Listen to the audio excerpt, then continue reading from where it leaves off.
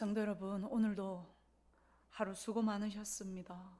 몸과 마음이 처지는 이 더위를 이기고 말씀과 기도의 자리에 나오신 성도님들을 주님의 이름으로 축복합니다. 그리고 오늘 말씀 가운데 우리의 영적인 목마름도 시원하게 해갈되는 시간이 되기를 소망합니다. 우리가 오랜만에 이 기도의 자리에서 민수기를 살펴봅니다. 방금 우리가 읽은 본문은 가나안 맞은편 요단 동편에 거주하는 아모리 족속의 두 왕과 싸워서 이겨서 그 땅을 점령하는 내용입니다. 이 땅은 이스라엘이 요단강을 건너 약속의 땅 가나안에 들어가기 전에 머문 최종 지점인 모압 평지가 있는 곳입니다. 그리고 수개월간 이곳에 머물면서 가나안을 점령하기 위해서 필요한 준비를 하게 되는 곳인데요. 그러니까 지금 이 땅을 차지한 이 21절 이후로부터 신명기 끝까지는 모두 이 땅에서 일어나는 일들이 기록되었다라고 보면 됩니다. 지금 이스라엘에게는 가나안 점령이라는 큰 일을 앞두고 있는데 200만 명이 넘는 인구가 이 큰 일을 준비하려면 분명 베이스 캠프로 사용할 만한 공간이 있어야 합니다. 그런데 오늘 이 아모리 족속과의 전쟁이 베이스 캠프를 확보하는 전쟁이었다라고 이해하면 될 것 같습니다. 본격적으로 가나안 땅을 점령하기 전에 지금 가나안 땅 맞은편에서 이 전쟁을 하고 있는 것입니다. 그리고 오늘 제가 설교의 제목을 주의 이름을 만민 중에 알게 하라라고 정했는데요. 오늘 이 제목은 시편 105편의 말씀에서 가져왔습니다. 우리가 지금 민수기 21장을 보고 있는데 왜 제목이 시편 105편의 말씀일까? 라고 생각할 수도 있는데 결론부터 말씀드리면 하나님께서 이스라엘에게 가나안 점령이라는 명령에 순종하면서 그들에게 실질적으로 원하셨던 모습이 시편 105편에 기록되어 있기 때문입니다. 그럼 우리가 지금 본문을 살펴보면서 민수기 21장과 시편 105편의 표지를 우리가 맞춰보도록 하겠습니다. 본격적으로 이 본문을 들어가기 전에 오늘의 본문을 이해하기 위해서는 이 본문 앞뒤 전후 문맥을 간략하게 살펴보고 가고자 합니다. 이스라엘 백성들은 40년 전에 가나안 땅에 들어가라 하신 하나님의 명령을 거부하면서 다시 광야로 돌아가서 거기서 38년을 유리하면서 출애굽 1세대가 거의 다 죽고 모세를 비롯해서 가나안에 들어가기 위한 마지막 사명을 감당할 만한 몇 명의 소수들만 지금 민수기 21장에 살아있는 상태입니다. 가나안 땅을 들어가서 그 땅을 차지하는 것은 아무도 없는 땅에, 비어있는 땅에 그들이 들어가는 것이 아니라 강력한 철기 문화와 자신의 땅들을 지키기 위해서 오랫동안 전쟁을 해왔던 거인과 같은 원주민들을 몰아내고 점령해야 하는 땅입니다. 그래서 출애굽 1세대는 가나안에 들어가는 것을 거부했고 그들의 역사는 38년 전 광야에 멈춰 있었습니다. 하나님의 역사도 멈춰 있는 듯 보입니다. 그러나 지금 민수기 21장부터 다시 움직이기 시작합니다. 민수기 21장 10절부터 가나안 땅을 가기 위한 행진이 이어지고 있음을 여러 지명을 기록함으로써 알게 하는데요. 구름이 성막 위에 머물러 있으면 그 땅에 머물러서 진을 치고 구름이 떠오르면 그것을 떠나서 행진을 하면서 하나님의 명령에 순종하고 있는 출애굽 2세대의 모습이 지금 민수기 21장 10절부터 20절에 기록이 되어 있습니다. 그리고 그 여정 막바지에 자신들이 가나안 땅으로 들어가기 위해서 베이스 캠프로 사용하게 될 이 아모리 족속이 살고 있는 땅 직전까지 그 밑에까지 지금 도달해 있습니다. 이 아모리 족속이 살고 있는 땅 바로 아래까지 도착을 해서 먼저 이스라엘 백성들이 했던 것은 그곳에 살고 있는 아모리 왕 시온에게 사신을 보내서 그 땅을 지나갈 수 있도록 해달라고 정중하게 협상을 요청하는 것이었습니다. 제가 다시 21장 22절을 물어보면 이렇습니다. 우리에게 당신의 땅을 지나가게 하소서. 우리가 밭에든지 포도원에든지 들어가지 아니하며 우물물도 마시지 아니하고 당신의 지경에서 다 나가기까지 왕의 큰 길로만 지나가리이다. 이렇게 얘기를 합니다. 왕의 대로라고 하는 큰 무용대로가 있었는데 그 땅은 넓고 평평하였고 평지로 지나가서 많은 인구들이 지나갈 수 있는 길이었습니다. 그래서 그 큰 길로만 지나가고 밭이나 포도원이나 우물 포함해서 아무것도 어떤 것도 손대지 않고 손에 끼치지 않겠다라고 협상을 합니다. 하지만 시온은 이스라엘이 자기 영토로 지나가는 것을 허락하지 않을 뿐만 아니라 자기 백성들을 다 모아서 야하스까지 내려와서 이스라엘을 공격합니다. 이것이 23절입니다. 시온이 이스라엘이 자기 영토로 지나감을 용납하지 아니하고 그의 백성을 다 모아 이스라엘을 치러 광야로 나와서 야하스에 이르러 이스라엘을 침으로. 이스라엘은 이제 먼저 공격해오는 아모리 왕 시온의 백성들을 맞이해서 자신들을 방어하고 보호하기 위해서 전쟁을 하게 됩니다. 그리고 결국은 시온 왕이 차지하고 있던 남쪽 아모리 땅을 전부 차지하게 됩니다. 그 범위는 아르논강에서부터 야복강까지라고 되어 있습니다. 이 땅은 우리가 지금 지도를 한번 보고자 하는데요. 우리가 지도를 보면 조금 더 이해가 잘 될 것 같은데 저기 지도 제일 밑에 쪽에 보면 그곳이 야하스입니다. 그리고 연하게 옆으로 수평적으로 그어 있는 게 아르논강입니다. 그리고 쭉 올라가서 갈릴리 호수부터 사해 바다까지 일직선으로 딱 내려오는 그 요단강 중간에 보면 야복강이라고 있는데요. 이 야복강에서부터 아르논강까지 이스라엘이 아모리 왕 시혼과 전쟁을 해서 차지하게 된 땅임을 알게 됩니다. 그리고 나서 지금 제일 위에 북동쪽에 보면 에드레이라고 하는 곳이 있는데 이곳은 지금 좀 있다가 33절부터 보게 될 바산왕 옥과 싸우게 되는 전쟁 장소입니다. 그러니까 결국 오늘 21장 21절에서 35절까지 보면 저 모든 땅을 이스라엘 백성들이 다 차지하게 되는 전쟁이 일어나게 되는 겁니다. 그리고 지금 그 맞은편 요단강을 기준으로 맞은편은 이스라엘 백성이 들어가야 할 가나안 땅이라고 보시면 될 것 같습니다. 이렇게 큰 땅을 차지하고 나서 27절부터 30절까지는 전쟁에서 승리를 노래하고 있습니다. 이 땅은 원래 모압의 땅이었습니다. 모압의 땅이었는데 아모리 왕 시온이 모압을 무너뜨리고 나서 그 영토를 확장한 사건을 기념하기 위해서 불렀던 노래인데요. 노래 가사는 모압과 모압의 신인 그모스를 조롱하기 위한 내용입니다. 그런데 이 내용이 이제는 아모리 사람들이 모압의 신세가 되어서 이스라엘에게 조롱을 받게 되었다라는 노래로 바뀌어서 이스라엘 백성들의 입에서 불러지고 있는 것입니다. 이스라엘을 통해서 모든 신 중에 신이신 하나님께서 이 모든 신을 무찌르셨고 우리에게 이 땅을 차지하게 하셨다라는 노래를 지금 이스라엘이 부르고 있습니다. 이렇게 이스라엘이 남쪽 아모리 땅을 차지한 후에 모세는 이 여세를 몰아서 33절에 더욱더 북진해서 북아모리 왕 옥이 다스리는 바산으로 이스라엘을 인도합니다. 이스라엘이 바산을 향해서 북진을 하는 것을 들은 바산 왕 옥은 그 백성들을 다 거느리고 나와서 에드레이에서 이스라엘을 맞아 싸우려고 했습니다. 33절입니다. 그들이 돌이켜 바산 길로 올라가매 바산 왕 옥이 그의 백성을 다 거느리고 나와서 그들을 맞아 에드레이에서 싸우려 하는지라. 이렇게 다시 바산 왕 옥과 마주해서 싸움을 하는 순간이 왔습니다. 그런데 이스라엘은 바산 왕과의 전쟁을 두려워하고 있었고 그런 그들을 향해서 하나님은 34절에 이렇게 얘기를 합니다.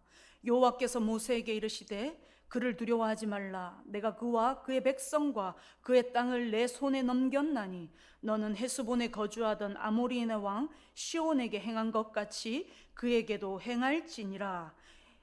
이렇게 얘기를 합니다. 이 말을 들은 이스라엘은 바산과의 전쟁을 시작했고 결과는 바산 사람을 한 사람도 남기지 않고 다 진멸하고 그 땅을 차지했다라고 35절에 기록하고 있습니다. 이스라엘은 바산 땅으로 가기 전에 남아모리 왕 시온을 쳐서 전쟁의 승리를 경험했습니다. 그럼에도 바산 왕 옥과의 전쟁을 앞두고 두려움이 몰려왔습니다. 아모리와의 승리 후에도 두려움은 여전은 했는데 그런 그들에게 하나님은 승리의 약속을 하셨고 약속을 믿고 싸운 이스라엘은 그 약속대로 바산과의 전쟁에서 승리하고 북쪽 아모리 땅도 차지하게 되었습니다. 오늘 이렇게 전쟁에서 차지한 땅들은 제가 지도를 하나 더 준비했는데 한번 보시면 그 영토가 저 노란 색깔로 표시된 곳이 전부 다 오늘 전쟁에서 승리한 땅입니다. 이 땅들은 후에 이스라엘 지파가 12지파가 땅을 분배할 때 루벤 지파, 갓 지파, 므낫세 반 지파가 저 노란색 땅을 기업으로 받게 되는 겁니다. 원래는 지금 저쪽 서쪽에 왼쪽에 있는 가나안 땅을 하나님께서 약속하셨는데 오늘 이 순종으로 요단 동편의 땅도 기업으로 받게 된 것입니다. 오늘 요단 동편에 있는 아모리 족속 두 왕과 치른 전쟁은 사실 38년 전에 출애굽 1세대에게서 있어야 했던 전쟁의 장면일 것입니다. 38년 전 1세대에게서 이 전쟁이 일어나지 않고 38년이 지난 2세대에게서 이 전쟁이 일어난 이유는 단 하나입니다. 하나님에 대한 믿음과 그 믿음에서 나오는 순종이 있냐 없냐입니다. 1세대는 불순종해서 하나님을 믿지 못하고 가난한 사람들을 더 크게 보아서 전쟁을 하지 않았고 2세대는 하나님을 믿고 그 말씀에 순종해서 승리로 땅을 차지했습니다. 이 전쟁은 누가 최신 무기를 많이 가지고 있느냐, 군사훈련을 얼마나 잘 받았느냐, 그리고 이 전쟁의 전략을 얼마나 잘 짰느냐의 승패가 달려있는 것이 아닙니다. 신명기 2장을 보면 바산 왕에 대한 이 북아모리 족속 바산 왕 옥에 대한 설명한 구절이 있는데 거기 보면 그는 철로 된 침상을 가지고 있었고 그 키가 약 4m에 이르러서 거인 족속이라고 강력한 권세를 가지고 있었다고 기록하고 있습니다. 그리고 학자들에 의하면 바산의 이 땅은 바산 성읍은 넓고 높은 절벽 위에 꼭대기 위에 세워져 있어서 성의 정문을 통과하지 않으면 사방에서는 올라가기 힘든 아주 높은 요새의 자리를 차지하고 있었다라고 합니다. 그런데 그들은 아모리 왕 시온과 마찬가지로 이스라엘에게 졌습니다. 이스라엘이 무슨 전쟁 무기가 있었고 군사 훈련을 제대로 받았습니까? 아닙니다. 단지 하나님이 함께 하시니 그 전쟁은 승리로 얻게 되는 것이었습니다. 40년 광야에서 그들이 받았던 훈련은 오직 하나님의 말씀에 믿음으로 반응하는 순종의 훈련이었습니다. 하나님께서 이스라엘을 430년 만에 애굽에서 나오게 하신 목적은 단순히 젖과 꿀이 흐르는 땅에서 이 이스라엘 백성들을 편하게 살게 하기 위해서 노예였던 그들에게 땅을 주어서 주인으로 살게 하기 위함이 아니었습니다.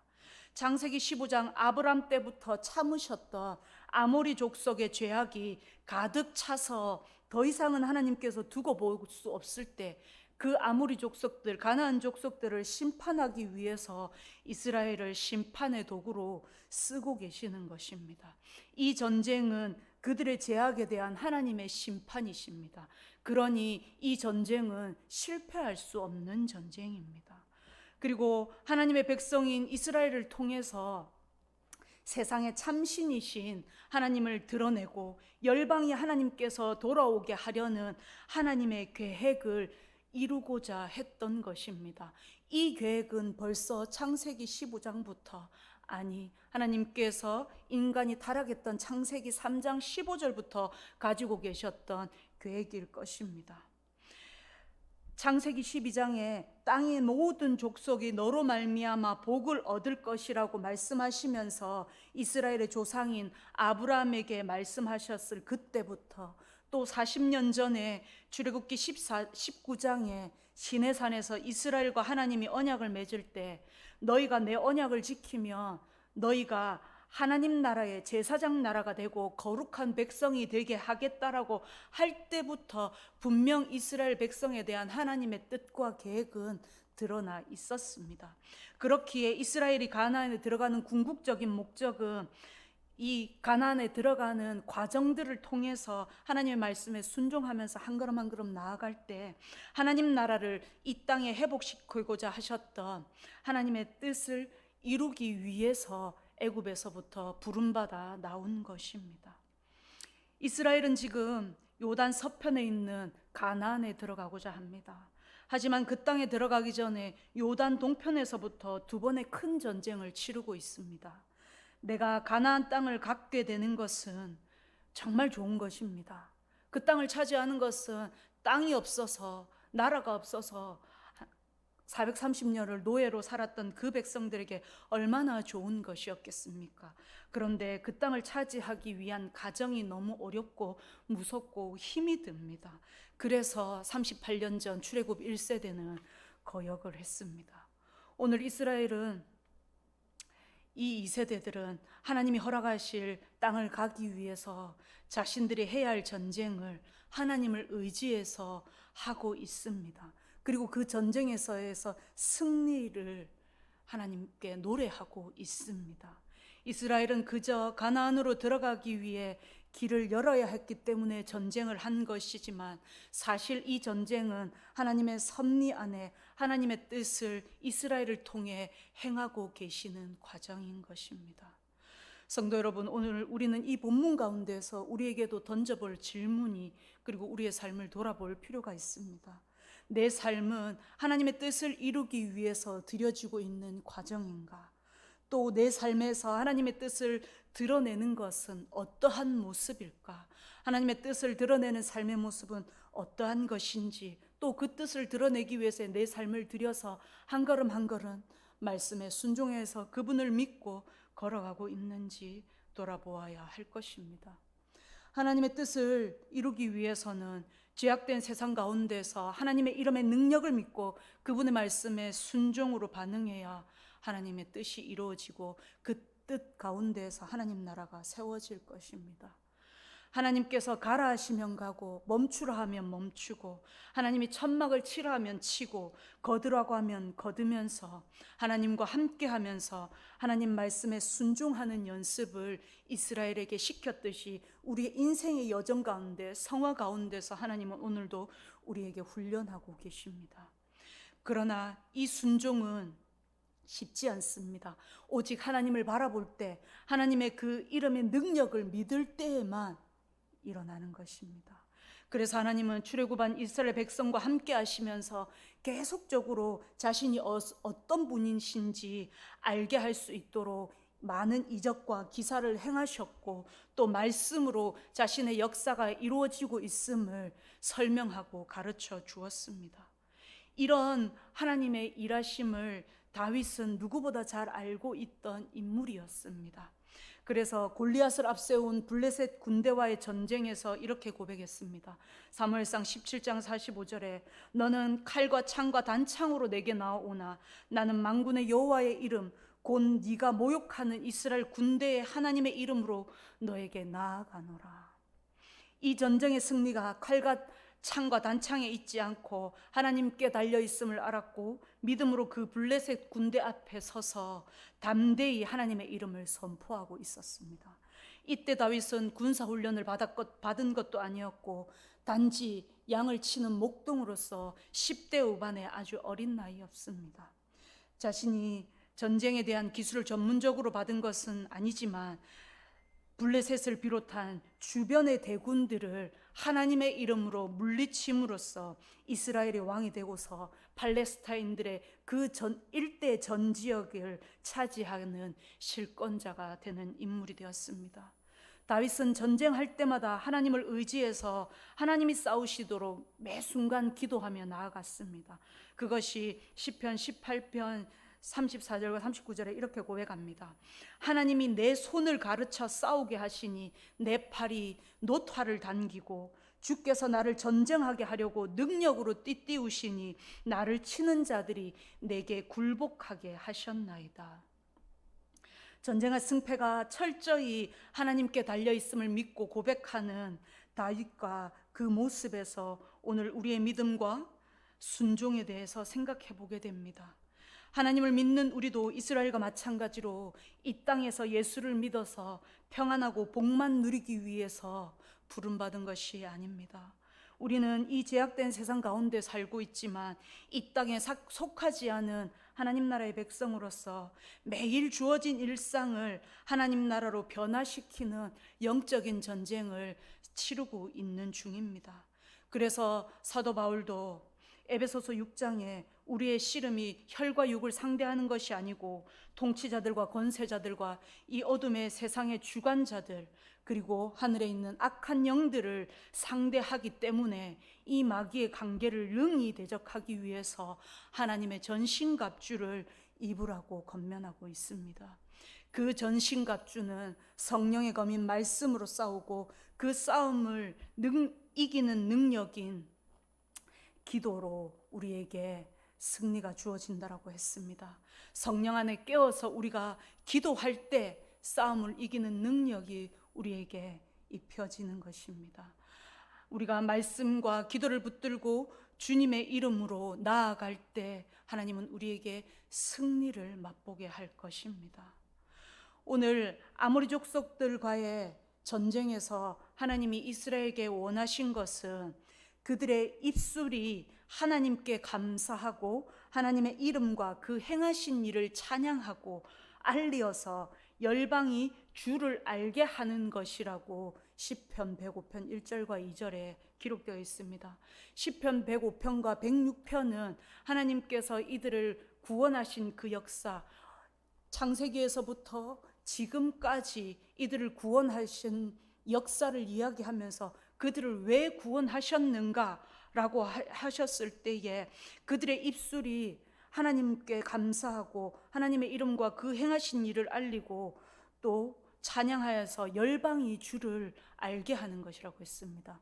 매 순간 하나님을 의지해서 가나안 땅을 향해 나아갈 때 가나안을 점령하고 그 땅을 하나님께서 차지하시는 것을 보게 될 때 주변의 모든 나라들이 그들의 삶 가운데에서 하나님을 보게 되고 또 그들이 하나님을 의지해서 하나님께 감사하고 노래하고 하나님으로 인하여서 그 두려움과 염려가 물러가는 자리에 기쁨으로 하나님이 하실 것이라는 것을 믿는다라는 그 의지의 고백을 드리는 그 모습을 통해서 열방들이, 만민들이, 이방들이 하나님을 알게 되고 하나님께로 돌아오게 되는 것을 하나님은 원하셨다라는 것입니다. 하지만 지난날 이스라엘은 하나님이 아니라 하나님이 허락하셔서 자신들이 가지게 된 것에 관심을 가지고 집중했습니다. 그랬기에 자신들이 가진 것이 떨어지거나 시시해지면 입술에 불평과 원망을 달고 살았고 두려움과 염려를 말하면서 하나님보다 세상을 크게 보았습니다. 시편 105편 3절과 4절 이렇게 얘기합니다. 그의 거룩한 이름을 자랑하라. 여호와를 구하는 이들은 마음이 즐거울지어로다. 여호와 그의 능력을 구할지어다. 그의 얼굴을 항상 구할지어다. 그리고 데살로니가전서 5장은 이렇게 얘기합니다. 항상 기뻐하라. 쉬지 말고 기도하라. 범사에 감사하라. 이것이 그리스도 예수 안에서 너희를 향한 하나님의 뜻이니라. 우리가 하나님께 집중할 때 내 손에 있는 것은 하나님께로 오는 것이며 그 모든 것은 하나님께 집중되었을 때 하나님을 믿고 의지할 때 내게 더하는 것이라는 것을 고백할 때에 우리에게는 기쁨이 있고 두려움이 물러가고 그 두려움이 있는 자리에 하나님을 구하게 될 것이고 쉬지 않고 기도하게 될 것입니다. 그리고 하나님의 이름을 구하고 찾는 자들에게는 하나님이 이루어 주실 것을 이미 믿고 우리의 입술에는 감사가 있게 될 것입니다. 이렇게 사는 것, 이렇게 살면서 우리의 모습을 통해 열방이 하나님을 보게 되고 하나님께 돌아오는 것이 우리를 향한 하나님의 뜻이라고 얘기를 합니다. 우리가 내 손에 있는 것에 집중하지 않고 하나님을 찾을 때 후회와 근심이 찬송이 되고 기도가 되어서 나를 통해 하나님이 하실 일이 기대가 되는 삶으로 바뀌게 될 것입니다. 성도 여러분, 세상은 우리를 칼과 창과 단창의 힘으로 위협합니다. 또 은과 금을 가지고 우리를 두렵게 만들어서 하나님을 보지 못하게 만듭니다.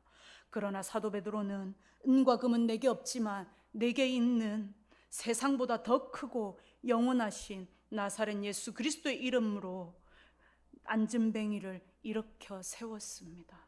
우리에게 있는 것은 예수 그리스도의 이름입니다. 그 크신 이름을 의지하여서 우리가 세상에 나아갈 때 하나님은 그 이름의 능력을 구하고 부르고 찾는 곳에 하나님의 놀라운 일들을 행하게 될 것입니다.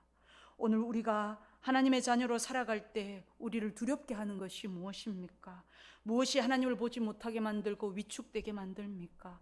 그리고 무엇이 우리를 하나님의 뜻이 아니라 내 뜻대로 살게 원하고 하나님의 이름이 아니라 내 뜻이 드러나게 하게 만듭니까? 오직 그것들에 집중하여서 지지 말고 주를 바라보면서 예수 그리스도의 이름의 능력을 의지하여서 우리에게 주어진 일상을 당당히 승리하여 매일매일에 주를 찬양하고 감사를 고백하는 저와 여러분들의 삶이 되기를 주님의 이름으로 축복합니다. 기도하겠습니다. 하나님 아버지,